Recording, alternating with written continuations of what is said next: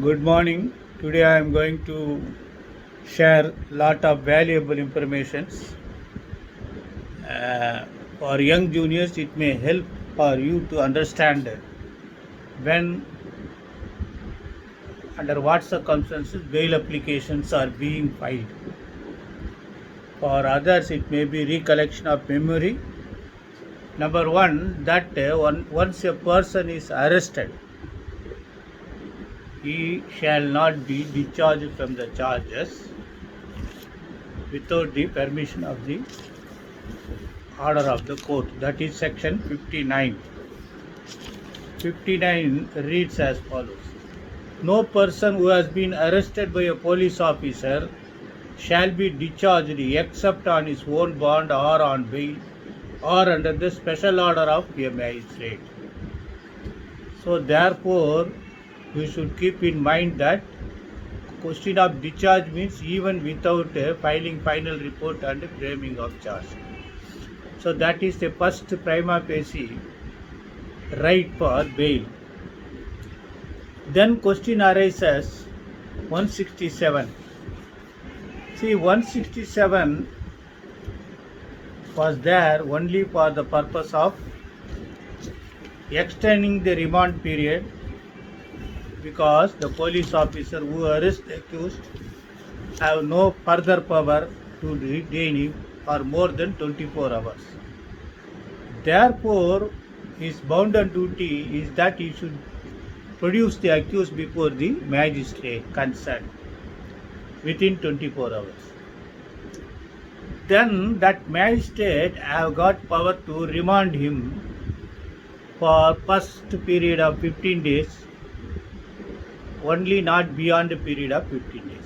During the first period of 15 days, the magistrate, on recused and sworn affidavit of the investigating officer, may grant police custody within 15 days. He may grant 3 days first, then 3 days to judicial custody, thereafter 3 days, like that he can grant up to 15 days.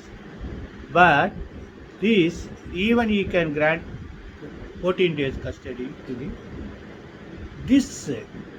the power of magistrate periodically extending the remand, judicial remand, is restricted one, because the constitutional rights guaranteed to the person should not be curtailed without due process of law. Therefore, the land magistrate, if the offences are punishable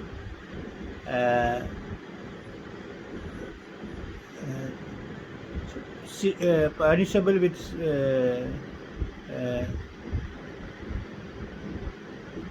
if the offences are punishable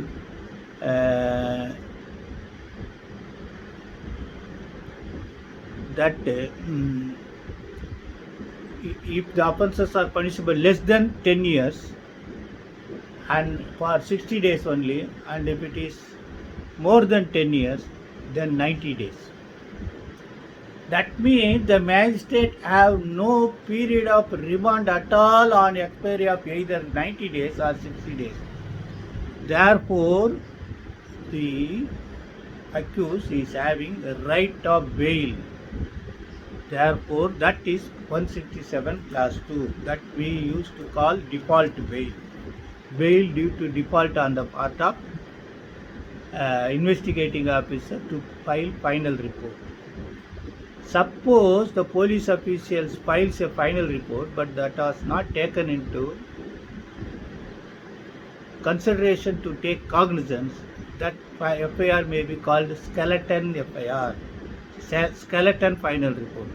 Then again you have got right to claim bail under section 167 class 2. Then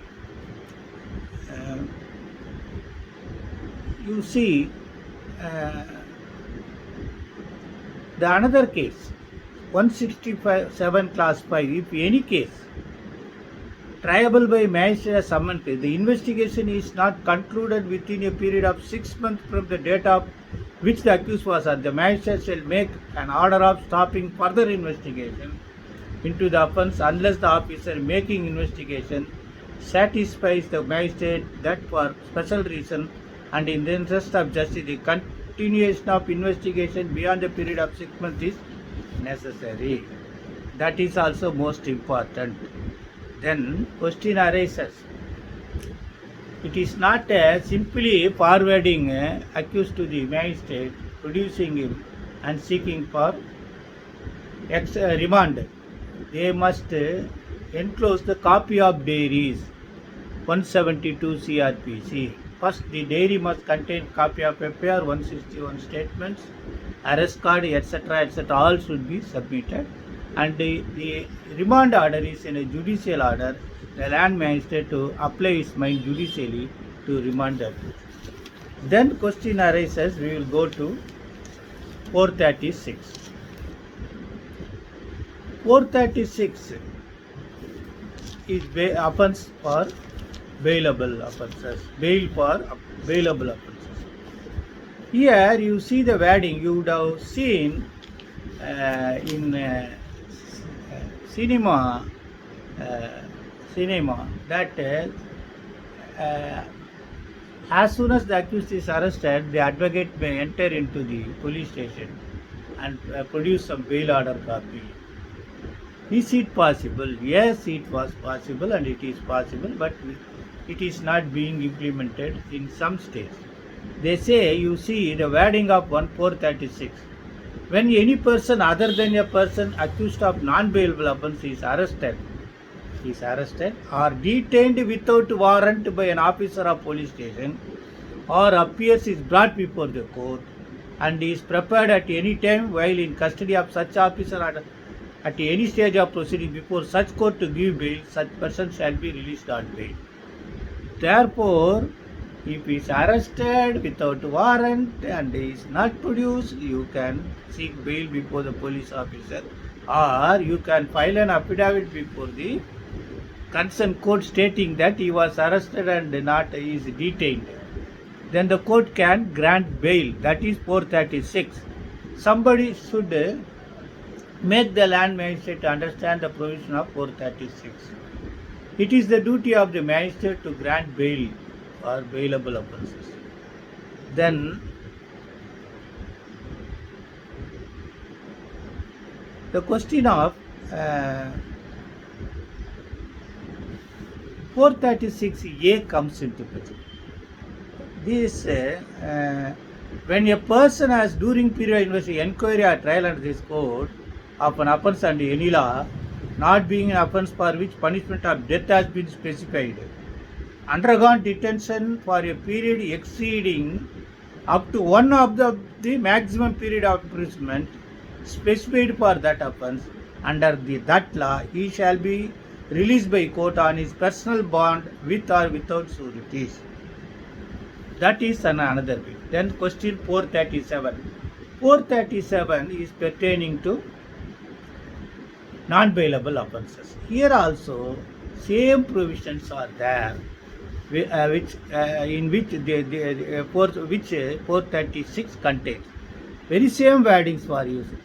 When any person accused of, suspected of, commission of any offence, non-bailable offence, he is arrested and detained without warrant by an officer in charge of police station or appears or brought before other than the High Court or court, he may be released on bail, but such person may not be released. That there are reasonable ground he is being guilty of an offence punishable with death or imprisonment for life. So you normally what files bail application which is printed available at Advocate Association counter. But kindly go through then another important question, how you have to deal with the accused right of getting bail if there are no materials to remand him, which was forwarded under 167. Therefore, you have to go through the remand report, FIR and other things, then apply your amendment, then file. If you are satisfied that the non-bailable offence is committed, then you file bail application under 437. Simply, if it appears that there is no offence of non-bailable offence, then there is another provision.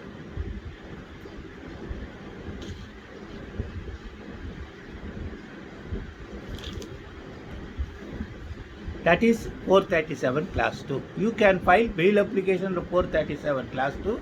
Specifically mention the code that I have filed bail application under section 437 class 2. What 437 class 2 says? If it appears to such officer or court at any stage of investigation, inquiry or trial, as the case may be, that there are not reasonable grounds for believing that the accused has committed a non-bailable offence. They may say simply simple act, then mechanically reach report that 326, which is non-bailable. Then thereafter you see, but there are sufficient grounds for further inquiry into his guilt. The accused shall, subject to provision of 436A, and pending such a, be released on bail at the discretion of such officer of the court. Therefore, you have to select under which category the accused is coming as per the records forwarded to the court under 167 class 2. Kindly apply this provision also. This is called 437 class 2. So if is there, even there is no material for bailable offence having committed, then you file under section 59 CRPC to discharge him. If there are sufficient grounds for having committed a non-bailable offence, then you can file under section, but there is no material for non-bailable offence, you can file bail application before very same court under 437 class. Then question arises 439, special power to the Sessions Court clubbed with 437. There are amendment that the public prosecutor should be added. Then question of 438. 438 what? This is apprehending arrest. Every lawyer mechanically files bail application, anticipatory bail application under section 438 CRPC. That word is not available with the code. You have to simply say bail petition under section 438 CRPC for grant of bail, apprehending arrest. Only that word should be there. That should be a apt procedure for filing.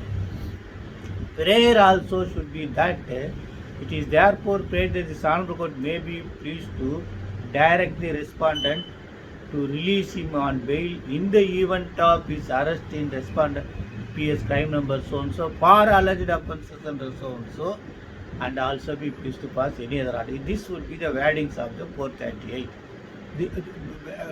There was an occasion an advocate was apprehending arrest when there was no 438 CRPC. When 1898 CRPC Colonial Act was in force, the first time the advocate was granted anticipatory bail, directing him to surrender before the court, and directed the court to grant bail, as we are nowadays obtaining bail for SC/ST Atrocities Act. This is the scope of 438. So other provisions we will discuss later on, because these bail applications, this bail is pending inquiry, pending trial, and pending investigation. Interfering with the or challenging the or curtailing the power of executive authority, namely the police officer. Next chapter we are going to see was that administration of interfering with administration of justice and grant of bail, that is revision, appeal, 482, also many things are there that we will see later on.